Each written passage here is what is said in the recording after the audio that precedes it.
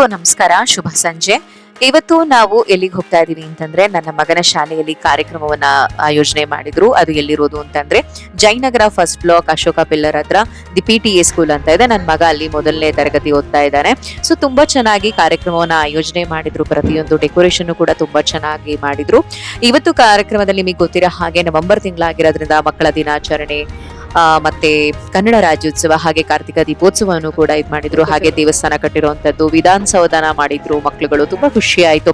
ಹಾಗೆ ಮೈಸೂರು ಅರಮನೆಯನ್ನು ಕೂಡ ಮಾಡಿದ್ರು ಮಕ್ಕಳುಗಳು, ಮತ್ತೆ ರಾಕೆಟ್ ಆಗಿರಬಹುದು, ಪ್ರತಿಯೊಂದು ಎಲ್ಲ ಮಾಡಿದ್ರು. ಮತ್ತೆ ಗೋಲ್ ಗುಂಬಸು ಕೂಡ ಮಾಡಿದ್ರು. ಆಲ್ರೆಡಿ ನಾವು ಹೋಗೋಷ್ಟಕ್ಕೆ ಕಾರ್ಯಕ್ರಮ ಪ್ರಾರಂಭ ಆಗೋಗಿತ್ತು, ಸ್ವಲ್ಪ ತಡ ಆಯ್ತು. ಹಾಗೆ ಮಕ್ಕಳೆಲ್ಲ ಆಂಕರಿಂಗ್ ಮಾಡಿದ್ದು ತುಂಬಾ ಚೆನ್ನಾಗಿತ್ತು. ಒಬ್ರು ಇಂಗ್ಲಿಷ್ ಅಲ್ಲಿ ಮಾಡಿದ್ರು, ಒಬ್ರು ಕನ್ನಡದಲ್ಲಿ ಮಾತಾಡಿದ್ರು. ಹಾಗೆ ಪ್ರಿನ್ಸಿಪಲ್ ಮ್ಯಾಮು ಕೂಡ ಮಾತಾಡಿದ್ದಾರೆ. ಅದೇನ್ ಮಾತಾಡಿದ್ರೆ ಕೇಳ್ಕೊಂಬರೋಣ ಬನ್ನಿ ಒಂದ್ಸತಿ. And in the absence of our neighbors, moment for all of us before celebrating 3 events together. For our entire PTA Parivar, I would like to welcome you all. Jai Karnataka Mate. Principal madam ಎಲ್ರಿಗೂ ಶುಭ ಕೋರಿದ್ರು, ನಮ್ಮನ್ನೆಲ್ಲ ಸ್ವಾಗತಿಸಿದ್ರು. ಅದಾದ ನಂತರ ಕಾರ್ಯಕ್ರಮಗಳು ಪ್ರಾರಂಭ ಆಯಿತು. ನಿಮಗೆ ಗೊತ್ತಿರೋ ಹಾಗೆ ಗಣೇಶನ ಒಂದು ಸಾಂಗ್ ಮೂಲಕ ಕಾರ್ಯಕ್ರಮ ಪ್ರಾರಂಭ ಆಯಿತು. ಹಾಗೆ ತುಂಬಾ ಚೆನ್ನಾಗಿ ಎಲ್ಲಾ ಮಕ್ಕಳುಗಳು ಕೂಡ ಈ ಒಂದು ಕಾರ್ಯಕ್ರಮದಲ್ಲಿ ಭಾಗಿಯಾಗಿದ್ದು ತುಂಬಾ ಖುಷಿ ಆಯಿತು. ಪ್ರತ್ಯೇಕವಾಗಿ ಕನ್ನಡದ ಬಗ್ಗೆನೇ ಪೂರ್ತಿಯಾಗಿತ್ತು. ಪೂರ್ತಿ ಕನ್ನಡದ ಕಂಪು ಅಂತಾನೆ ಹೇಳ್ಬೋದು. ಇವತ್ತು ತುಂಬಾನೇ ಎಂಜಾಯ್ ಮಾಡಿದ್ವಿ ಎಲ್ಲರೂ. ಒಬ್ರಿಗಿಂತ ಒಬ್ರು ಮಕ್ಕಳುಗಳು ಪ್ರತಿಯೊಬ್ರು ಎಲ್ಲ ಚೆನ್ನಾಗಿ ಮಾಡಿದ್ರು.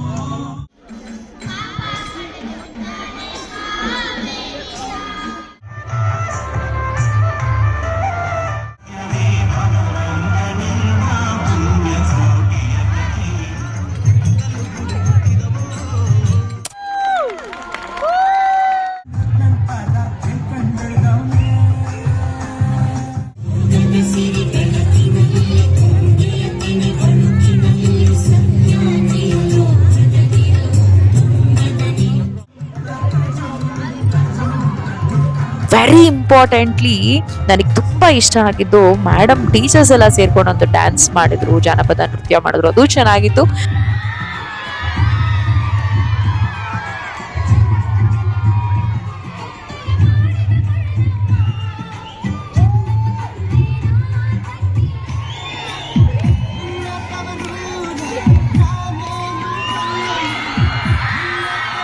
ಮೊಬೈಲ್ ಯುಗದಲ್ಲಿ ಮಕ್ಕಳಿಗೆ ಮೊಬೈಲ್ ಇದ್ದಾಗ ಹೇಗಿತ್ತು, ಮೊಬೈಲ್ ಇಲ್ಲದ ಕಾಲ ಹೇಗಿತ್ತು ಅನ್ನೋದನ್ನ ಒಂದು ಸ್ಕಿಟ್ ಮಾಡಿದ್ರು ಟೀಚರ್ಸ್ ಎಲ್ಲ ಸೇರ್ಕೊಂಡು. ಅದಂತೂ ತುಂಬಾನೇ ಚೆನ್ನಾಗಿತ್ತು. ಎಲ್ಲಾ ಮಕ್ಳಿಗೂ ಕೂಡ ಇದೊಂದು ಮಾದರಿ ಆಗ್ಬೇಕು. ಮೊಬೈಲ್ ಎಷ್ಟು ನಮ್ಮನ್ನ ಹಾಳು ಮಾಡ್ತಾ ಇದೆ, ಮೊಬೈಲ್ ಉಪಯೋಗ ಎಷ್ಟು ಮಾಡಬೇಕು, ಎಷ್ಟು ಮಾಡಬಾರ್ದು ಅನ್ನೋದನ್ನ ಸ್ಕಿಟ್ ಮೂಲಕ ಟೀಚರ್ಸ್ ಎಲ್ಲ ತುಂಬಾ ಚೆನ್ನಾಗಿ ತೋರಿಸಿದ್ರು.